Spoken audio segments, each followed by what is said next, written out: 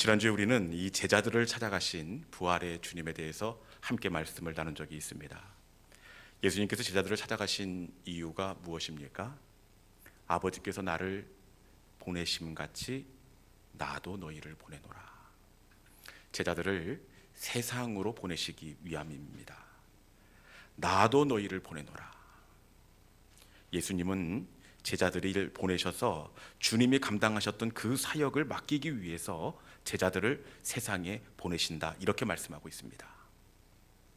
여러분, 그런데 제자들이 어떤 사람입니까? 실력도 모자라고 의리도 없고 영역도 없는 사람들입니다. 그런데 이런 제자들이 어떻게 세상의 보냄을 받아 주님이 감당하셨던 그 일들을 감당할 수가 있겠습니까?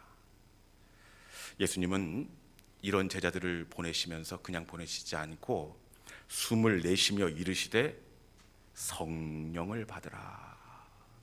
성령을 받으라, 이 말씀은 청유형이 아니라 강한 명령형입니다.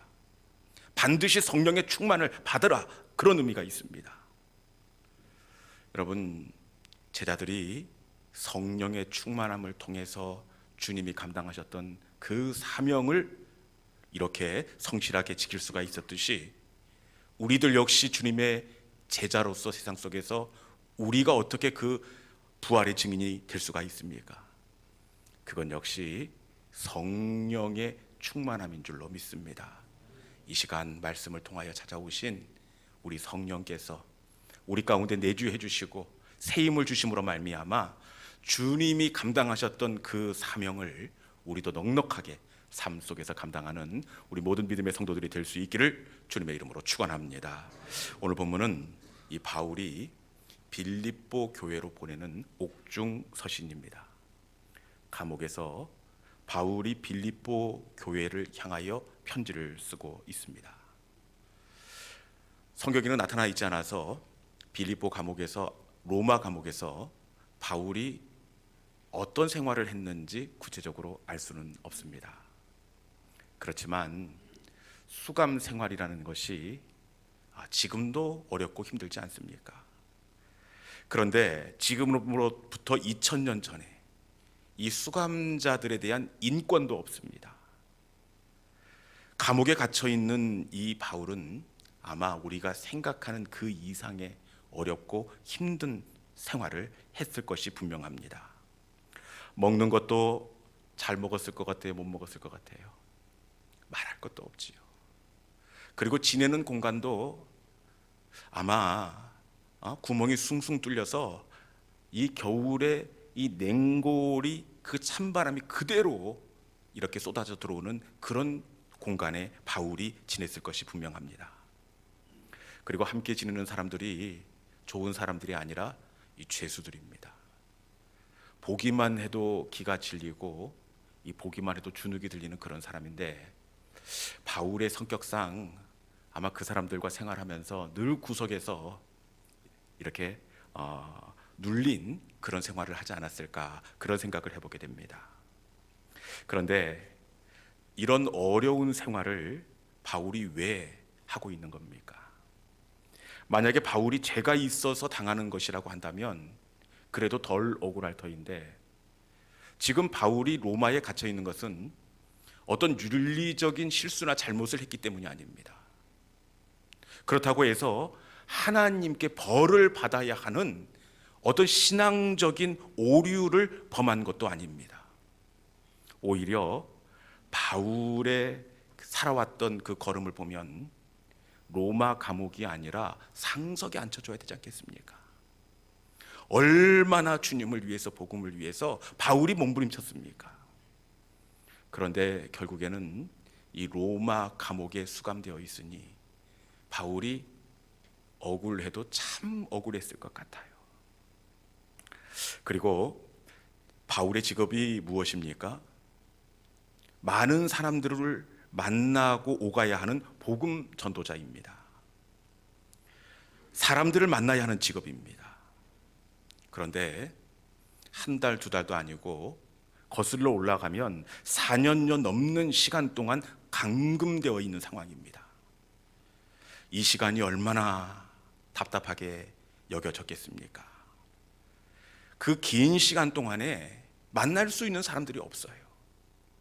그렇기에 감옥에 갇혀 있는 이 시간들은 바울에게 억울하고 그리고 낭비되는 시간처럼 여겨질 수밖에 없습니다. 그렇기에 바울이 이 로마 감옥에서 쓴 빌립보서를 보면은 어떤 분위기가 나올 것 같습니까? 우리 생각에는 답답해하고, 하나님 도대체 그럴 수가 있습니까? 원망과 불평이 있어야 할 것 같습니다. 그런데 옥중에서 쓴 이 빌립보서를 보면 그 어디에서도 바울의 원망과 불평을 찾아볼 수가 없습니다. 오히려 어떻게 되어 있느냐, 우리 빌립보서 4장 4절에 있는 말씀 같이 한번 읽어보도록 하겠습니다. 로마 감옥에 억울할 법도 한데 바울이 어떻게 하고 있는지 빌립보서 4장 4절에 있는 말씀입니다. 자, 시작. 주 안에서 항상 기뻐하라. 내가 다시 말하노니 기뻐하라. 아멘. 어떻게 하고 있습니까? 기뻐하라. 내가 다시 말하노니 기뻐하라. 바울은 이 로마 감옥에서 기뻐하고 또 기뻐하고 있습니다. 그래서 혹자는 빌립보서를 이 기쁨의 서신이라는 애칭을 붙여주기도 합니다. 여러분, 사실 이 시간은 누가 봐도 억울하고 눈물 나고 아파야 하는 시간입니다. 도대체 왜 나에게 이런 시련과 아픔을 주시냐고, 이렇게 전도자인 나를 감옥에 꽁꽁 묶어두시면 어떻게 하느냐고 하나님께 원망하고 불평해야 합니다. 그럼에도 불구하고 이 빌립보서에서 바울은 로마에 갇힌 시간 속에서 기뻐하고 감사하고 또 감사하고 있습니다. 여러분, 아무리 생각해도 감사할 일이 없고 아무리 생각해도 웃을 일이 없습니다. 그럼에도 불구하고 바울은 로마에 갇힌 이 시간 속에서 도대체 어떻게 기뻐하고 또 기뻐할 수가 있었을까요? 궁금하지 않습니까? 어떻게 기뻐할 수 있었을까요?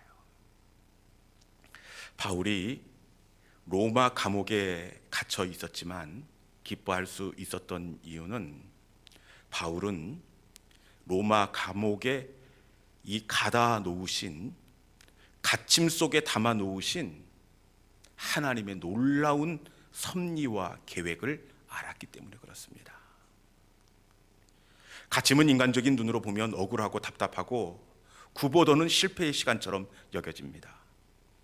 그런데 하나님은 갇힘을 통해 하나님의 계획을 열어가고 계셨습니다. 우리 빌립보서 1장 12절에 있는 말씀 같이 한번 읽어봅시다. 빌립보서 1장 12절. 자, 시작. 형제들아, 내가 당한 일이 도리어 복음 전파의 진전이 된 줄을 너희가 알기를 원하노라. 아멘. 갇힘을 어떻게 이야기하고 있습니까? 복음 전파의 진전이 되었다. 복음 전파의 진전이 되었다. 감옥에 있는 사람들에게 복음을 증거하기 위함이라 이렇게 이야기하고 있습니다. 여러분, 실제로 로마 감옥에 있는 사람들이야말로 진짜 예수 그리스도의 십자가의 복음이 필요한 사람들 아닙니까? 세상에 대한 증오와 상처로 더 이상 소망이 없는 사람들입니다.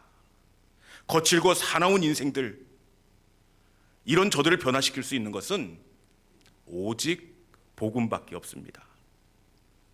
그런데 어떻게 제소자들인 저들에게 복음이 닿을 수가 있겠습니까? 그것은 두 가지밖에 없습니다. 간수이든지 죄수이든지 둘 중 하나입니다. 나의 당한 일이 도리어 복음 전파의 진전이 되었다. 바울의 갇힘은 로마 감옥에 있는 사람들이 복음을 들을 수 있도록 한 하나님의 파송이었다는 것을 바울이 알았기 때문에 그렇습니다. 바울이 입었던 죄수복은 부끄러움의 옷이 아니라 재소자들을 자유롭게 만나 복음을 증거할 수 있는 면의 복이 되었다는 것을 바울은 알았기 때문에 그렇습니다. 실제로 이해할 수 없고 받아들일 수 없었던 이 로마 감옥 갇힘의 자리에서 바울이 누구를 만나게 되었습니까? 그곳에 보내신 이유를 바울은 이해할 수도 없고 받아들일 수도 없었습니다.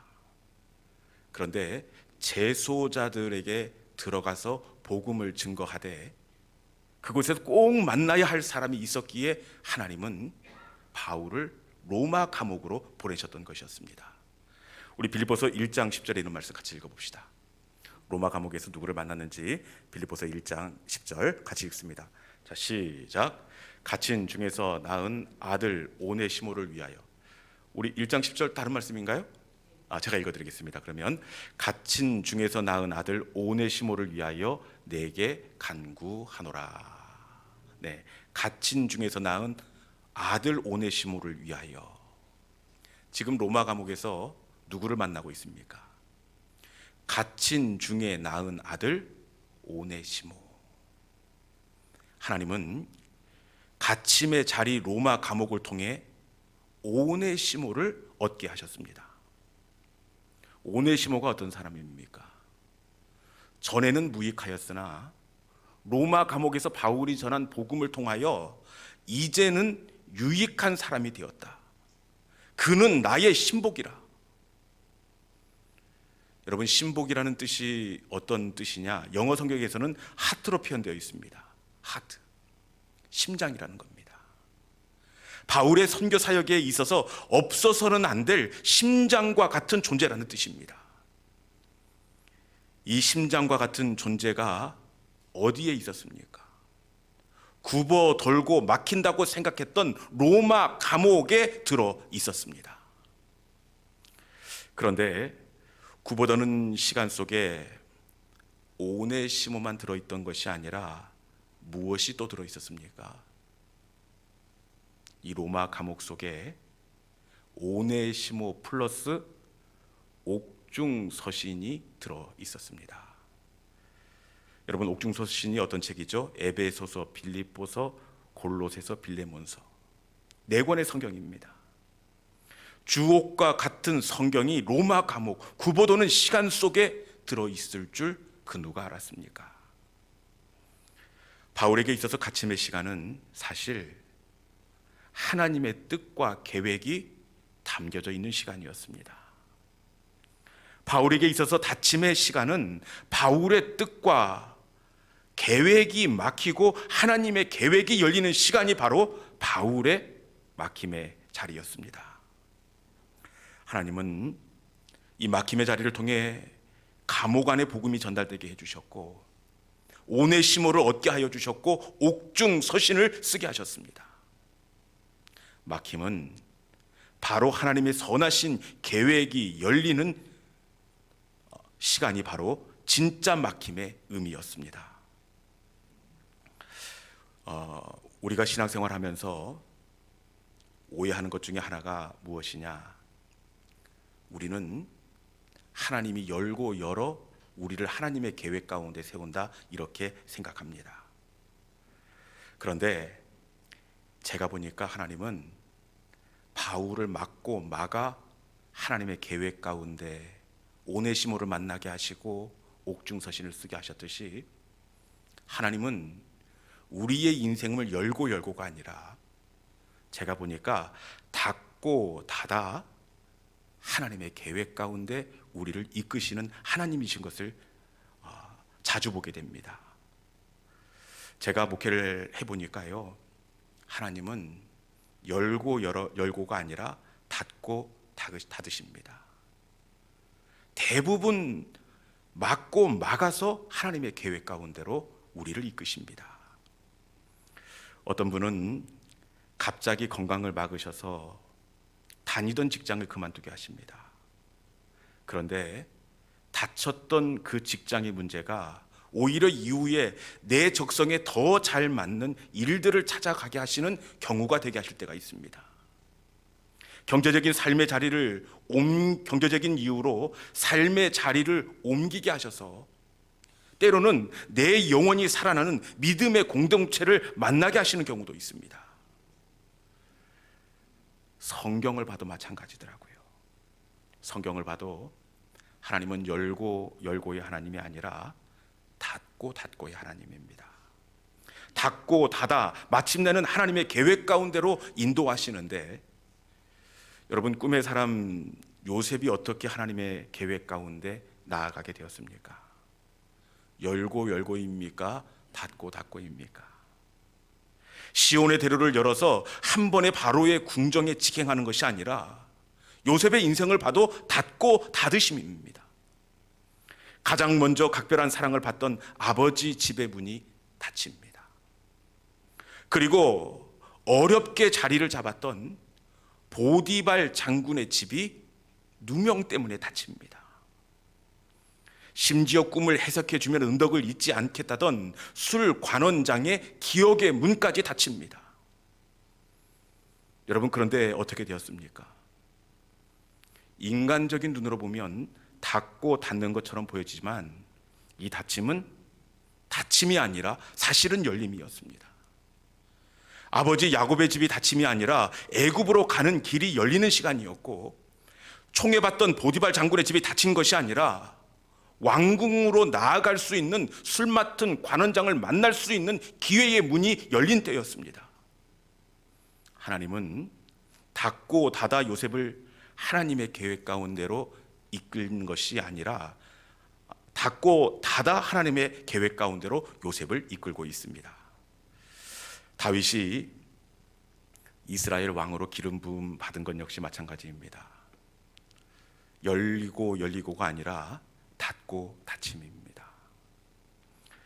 고향 땅 아버지 이새의 집이 닫혔습니다. 안정된 사울 왕의 사위로서의 삶의 자리가 닫혔습니다. 그리고 사울을 피해 들어가는 곳마다 거절당하고 모든 사람들이 문전박대합니다. 닫고 닫힘입니다. 그런데 이 닫힘이 어떤 시간입니까? 닫히는 시간은 닫힘이 아니라 사실은 열리는 시간이었습니다. 다윗의 인간적인 생각과 인생의 계획은 닫히고 하나님의 계획과 하나님의 뜻이 열리는 시간이 바로 다윗의 닫힘의 시간이었습니다. 여러분, 이것이 우리 하나님의 일하는 방법입니다. 하나님은 열고 열어 우리를 하나님의 뜻 가운데로 인도하는 분이 아니라 닫고 닫아 우리를 하나님 계획 가운데로 인도하십니다. 그렇기에 하나님의 사람에게 있어 닫힘은 막힘이 아니라 열림이 되는 줄로 믿습니다. 닫힘은 좁은 내 뜻이 내려주고 하나님의 크고 원대하시고 선하신 뜻이 열리는 시간이 바로 닫힘의 진짜 의미가 되는 줄로 믿습니다. 여러분, 지금 여러분들이 만난 닫힘의 시간이 혹시 있습니까? 어떤 분은 생각지도 못했던 건강의 문이 닫힌 분이 있을 수도 있습니다. 그런데 여러분, 이것은 닫힘이 아니라 열림이 되는 줄로 믿습니다. 이 문이 닫히지 않고서는 하나님께로 나아갈 수 없기에 하나님은 건강을 닫으시고 하나님을 갈망할 수밖에 없는 은혜의 문을 열어두셨던 것입니다. 어떤 분은 경제적인 문제로, 어떤 분은 자녀의 닫힌 문을 경험하는 성도들도 있습니다. 여러분, 그런데 이 닫힘은 닫힘이 아니라 열림입니다. 내 뜻은 닫히고 하나님의 선하신 계획이 열리는 시간이 바로 닫힘의 시간입니다. 닫힘에 대한 의미가 새로워질 수 있기를 주님의 이름으로 축원합니다. 이제 말씀을 정리하겠습니다. 오늘 본문은 이 다윗이 죄수의 신분으로 로마 감옥에 갇힌 시간을 배경으로 하고 있습니다. 바울이 갇힐 만한 윤리적인 죄를 지은 것도 아닙니다. 그렇다고 하나님께 벌을 받을 만한 일도 한 적이 없습니다. 그럼에도 불구하고 그 오랜 시간 갇히고 막혔으니 얼마나 민망하고 억울하겠습니까? 그런데 바울에게 이 닫힘의 시간은 어떤 시간이었습니까? 복음 전파의 진전이 됨이라. 진짜 복음이 필요한 죄수들에게 복음이 닿을 수 있도록 길을 내시는 하나님의 통로가 되었습니다. 바울의 선교 사역에 없어서는 안 될 심장과 같은 오네시모를 만나는 시간이었고, 옥중 서신을 기록하는 시간이 바로 바울의 막힘의 자리였습니다. 사실 바울에게 있어서 닫힘은 열림이었습니다. 바울의 계획은 닫히고 하나님의 선하시고 완전하신 계획이 열리는 시간이 바로 닫힘의 시간이었습니다. 여러분, 마찬가지로 우리의 막힘은 닫힘이 아니라 열림이 되는 줄로 믿습니다. 내 뜻과 내 계획은 닫히고 하나님의 완전하고 선하신 길이 열리는 시간이 바로 우리 인생의 막힘의 시간입니다. 하늘이 땅보다 높음같이 내 길은 너희의 길보다 높으며 내 생각은 너희 생각보다 높음이니라. 하나님의 생각은 우리의 생각보다 높으십니다. 하나님의 수는 항상 우리 위에 계십니다. 당장은 막힘의 이유를 알 수 없지만 하나님은 절대로 우리를 실망시키지 않습니다. 막고 막으신 듯 하지만 가장 완전한 길로, 가장 선한 길로 우리를 인도해 가십니다. 인생의 막힘 앞에서 혹시 주춤이는 성도들이 있습니까? 다시 고개를 들 수 있기를 바랍니다. 이 시간은 내 뜻이 닫히고 완전하신 하나님의 뜻이 열리는 시간이 바로 지금 우리가 만난 닫힘의 때이기 때문에 그렇습니다. 이 시간 말씀을 붙들고 닫힘의 자리에서 하나님의 열림을 바라보는 우리 모든 믿음의 성도들이 될 수 있기를 주님의 이름으로 축원합니다. 이 시간 주신 말씀을 붙잡고 신실하신 하나님, 우리 함께 찬양하도록 하도록 하겠습니다.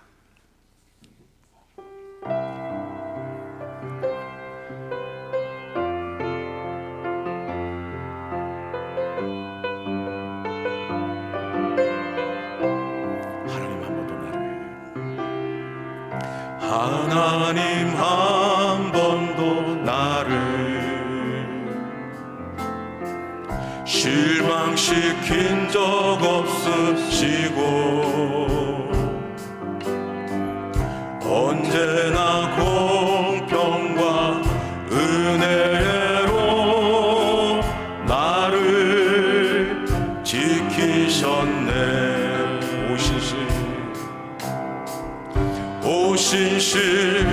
오신실하신 주,